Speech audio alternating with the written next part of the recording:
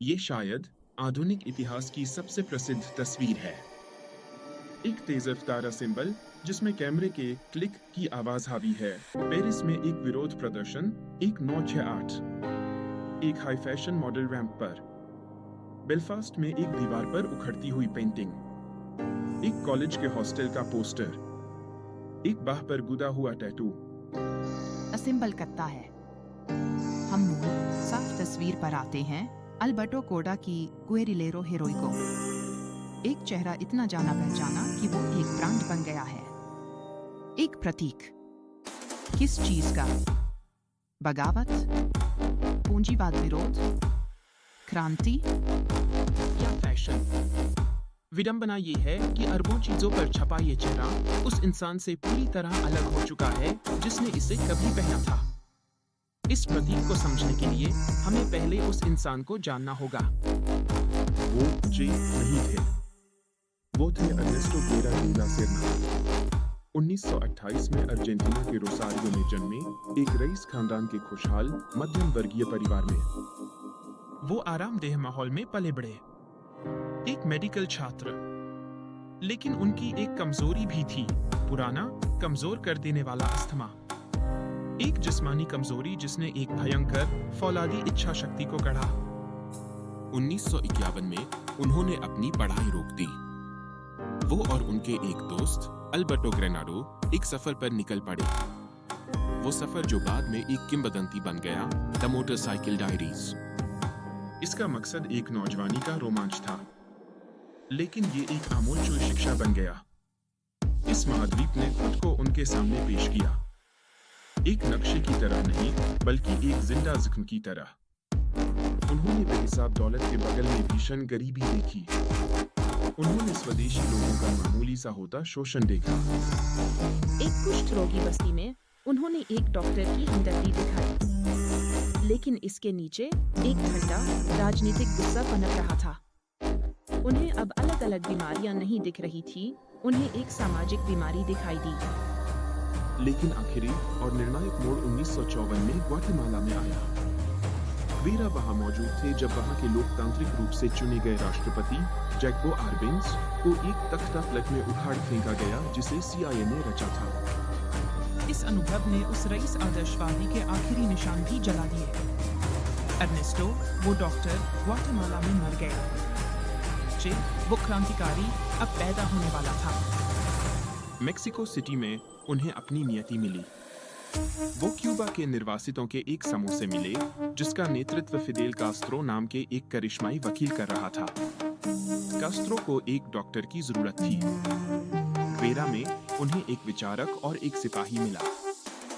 नवंबर 1956 में 82 आदमी ग्रामा नाम की एक टपकती हुई नाव पर सवार हो गए जो 12 लोगों के लिए बनी थी। वे क्यूबा पहुंचे और तुरंत घात लगाकर हमला कर दिया गया। उन 82 में से 20 से भी कम लोग सिएरा माएस्ट्रा के पहाड़ों में भाग पाए। ये वो जगह थी, इस भट्टी में चे असल में गढ़े गए थे। वो सिर्फ एक लड़ाके नहीं थे, वो क्रांति के मुख्य अनुशासक थे। वो बेरहम थे, सख्त थे और पूरी तरह से भ्रष्टाचार मुक्त थे। उन्होंने खुद गद्दारों और मुखबिरों को मौत के घाट उतारा। उन्होंने अपने फोको सिद्धांत को संहिताबद्ध किया। एक छोटा समर्पित गुरिल्ला बल एक पेशेवर सेना के खिलाफ बड़े पैमाने पर लोकप्रिय विद्रोह को भड़काने के लिए एक केंद्र के रूप में काम कर सकता है। उनकी उत्कृष्ट कृति थी दिसंबर 1958 में सांता क्लारा की लड़ाई। 300 के एक दस्ते का नेतृत्व करते हुए उन्होंने एक बख्तरबंद ट्रेन को पटरी से उतार दिया और शहर पर कब्जा कर लिया। बतिस्ता का शासन ढह गया। ये एक आश्चर्यजनक, असंभव जीत थी। अर्जेंटीना के एक मेडिकल छात्र ने एक राष्ट्र को फतह करने में मदद की थी। लेकिन जंग जीतना एक बात है और एक राष्ट्र का निर्माण करना बिल्कुल दूसरी। क्रांति के दुश्मन थे और चे गुवेरा को इस शुद्धिकरण का जिम्मा सौंपा गया। ला कैबाना जेल के कमांडर के तौर पर गुवेरा ने क्रांतिकारी न्यायाधिकरणों की देखरेख की। मौतों की सही संख्या विवादित है, लेकिन अनुमान है कि उनकी निगरानी में 200 से 700 लोगों को मौत की सजा दी गई। जे के लिए यह हत्या नहीं थी, यह क्रांतिकारी न्याय था। लेकिन क्यूबा के लिए उनकी सबसे हानिकारक भूमिका एक जेलर के तौर पर नहीं, बल्कि एक अर्थशास्त्री के तौर पर थी। कास्त्रो ने उन्हें नेशनल बैंक का प्रमुख और बाद में उद्योग मंत्री बना दिया। वो एक मार्क्सवादी विचारक थे जिन्हें एक राष्ट्रीय अर्थव्यवस्था की चाबियां दे दी गई थी। ये एक तबाही थी।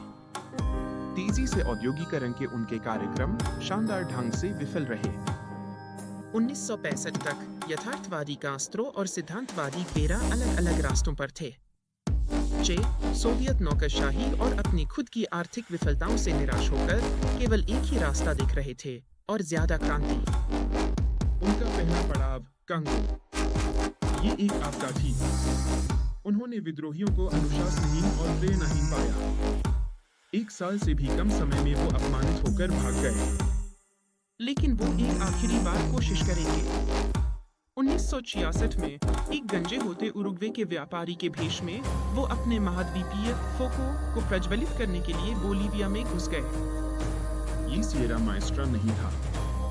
वो एक अर्जेंटीनावासी थे जो एक क्यूबाई सेना का नेतृत्व कर रहे थे और बोलीविया के उन किसानों के लिए क्रांति शुरू करने की कोशिश कर रहे थे जो उनके साथ शामिल नहीं हुए।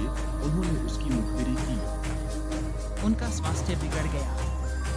उनके अस्थमा के दौरे लगातार बढ़ रहे थे। वो अलग-थलग थे। बोलीवियाई सेना द्वारा उनका शिकार किया जा रहा था, जिन्हें अमेरिकी सेना के स्पेशल फोर्सेज और CIA गुर्गों द्वारा प्रशिक्षित किया जा रहा था। 8 अक्टूबर 1967 को वो घायल हो गए और पकड़े गए। वो असफल हो चुके थे। CIA उन्हें पूछताछ के लिए जिंदा रखना चाहती थी, लेकिन बोलीविया के राष्ट्रपति ने आदेश दे दिया, कोई मुकदमा नहीं होगा। 9 अक्टूबर 1967 को अर्नेस्टो चे वेरा को एक बोलीवियाई सार्जेंट ने गोली मार दी। वो इंसान मर चुका था और यहीं से वो मिथक शुरू होता है। बोलीवियाई सेना ने एक विनाशकारी भूल करते हुए उनके शव को प्रेस को दिखाया। वो ये साबित करना चाहते थे कि वो मर चुका है। इसके बजाय उन्होंने एक शहीद बना दिया। उनकी मृत्यु एक तस्वीर के पुनरुत्थान के साथ हुई। 1960 में ली गई ये तस्वीर बिना इस्तेमाल के पड़ी रही थी। अब एक इतालवी प्रकाशक ने इसके अधिकार हासिल कर लिए और दुनिया इसके लिए तैयार थी।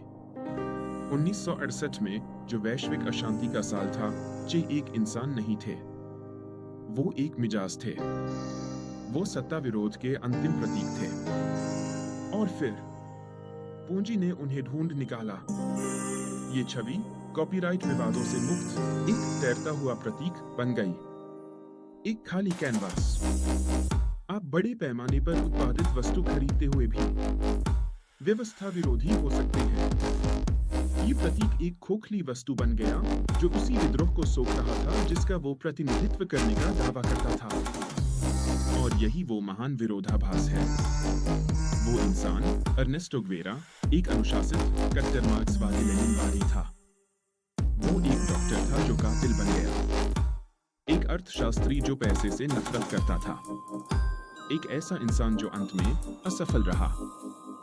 शायद अर्नेस्टो ग्वेरा के लिए, उस इंसान के लिए जो पूंजीवाद से नफरत करता था, आखिरी विडंबना यह नहीं है कि वो मर गए। विडंबना ये है कि वो एक बिकाऊ माल बन गए। वो इंसान चला गया। टी-शर्ट रह गई है।